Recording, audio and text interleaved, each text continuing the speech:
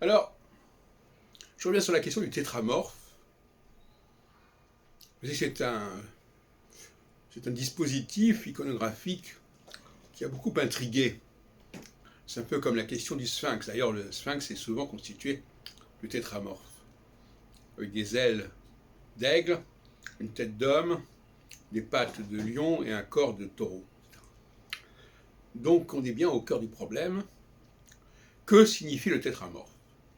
Quel est son message? Eh bien, j'ai découvert ce message il y a peu de temps. Le vrai message, je crois, c'est l'opposition entre le ciel et la terre. L'aigle étant le ciel et le taureau étant la terre. Alors, c'est pas rien quand on y réfléchit, parce que c'est la base de ce qu'on a appelé l'anthropocosmologie. Anthropos, l'homme, c'est la terre, et cosmologie, c'est le ciel, c'est le cosmos. Et donc, nous serions dans une problématique duelle, mais qu'il faut creuser davantage. Ceux qui ont parlé d'anthropocosmologie, ou même, comme notre ami Eke, d'astrochronobiologie, n'ont pas poussé suffisamment loin le raisonnement et la logique des choses.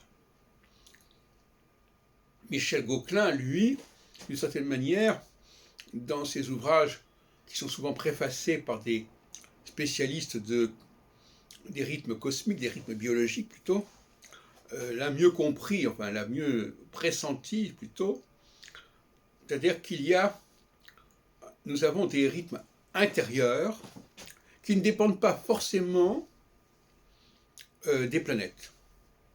Et même par exemple dans le cas de la menstruation, on n'est pas certain que le rapport avec la Lune soit évident. Il y a une analogie, il y a une imitation, si on peut dire, quelque part, mais ça ne veut pas dire qu'il y a une causalité entre les deux. Eh bien, c'est de ça dont il s'agit. De la même façon, par exemple, que lorsque je décris le cycle jupitérien de 12 ans, en 12 ans, je renvoie d'une certaine manière aux 12 années de révolution de Jupiter, mais ça ne signifie pas pour autant que ce cycle soit déterminé par la planète Jupiter. C'est le phénomène de l'analogie, c'est le phénomène du mimétisme.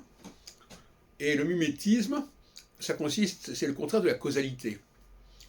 Je ne suis pas produit par cela, mais je m'identifie à ce phénomène, à ce modèle. Et souvent, on est prisonnier de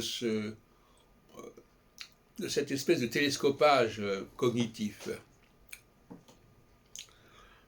Donc, actuellement, je pense que nous avons d'un côté une planète qui s'appelle Saturne, qu'on a appelée Saturne, qui en grec correspond au dieu Chronos, Chronos qui renvoie quelque part au temps, à la chronologie, encore que, et qui correspond à ce que j'appelle la nouvelle alliance, c'est-à-dire une alliance collective. Les gens sont déterminés collectivement par Saturne à avoir un certain comportement, tantôt de type équinoxial, tantôt de type solsticial. Et quand c'est en période équinoxiale, le peuple est soudé, et quand il est en période solsticiale, ça se défait en quelque sorte. Ce qui veut dire que l'étau se dessert, ce qui n'est pas forcément une mauvaise chose. Et inversement, en face, nous avons Jupiter, qui n'est pas la planète Jupiter. Ce sont des gens qui sont programmés de 12 ans en 12 ans, en rapport symbolique avec Jupiter, mais qui ne sont pas marqués par la planète,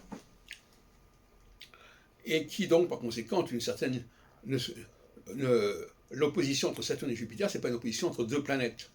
L'opposition entre une planète Saturne et l'humanité, une certaine humanité et une certaine élite qui est jupitérienne. Et d'ailleurs, dans le Talmud, on dit Hey Mazal le Israël, qui veut dire que Israël, c'est-à-dire, bon, j'ai beaucoup parlé de la question de savoir que c'est qu'Israël, peu importe, Israël n'a pas de Mazal. Ça ne dépend pas d'un astre.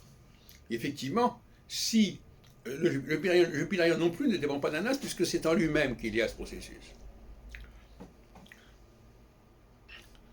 Donc, je crois qu'on est assez proche. De la même façon que Jupiter se rapproche d'une certaine manière du tétragramme.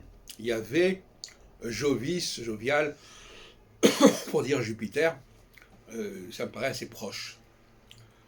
Donc, le peuple juif serait jupitérien, quelque part, et en face de lui, il y aurait Saturne, qui pourrait d'ailleurs être associé éventuellement à Satan, bon, un autre problème. Ça, c'est une question d'entre-soi. Mais ça remet en question beaucoup de choses, ce point de vue, et notamment la conception rousseauiste du peuple souverain. Le peuple est souverain par la force, mais pas en soi. Et il l'est que de façon cyclique. Lorsqu'il y a la phase équinoxiale de Saturne, qui dure 7 ans, cette vache, les 7 années qu'on trouve dans le son de Pharaon, oui, là, il est souverain. Mais il y a 7 autres années où il n'est plus du tout souverain. C'est les vaches maigres. Et là, effectivement, le peuple décline, provisoirement, bien sûr, et c'est Jupiter qui va forcément avoir le champ libre.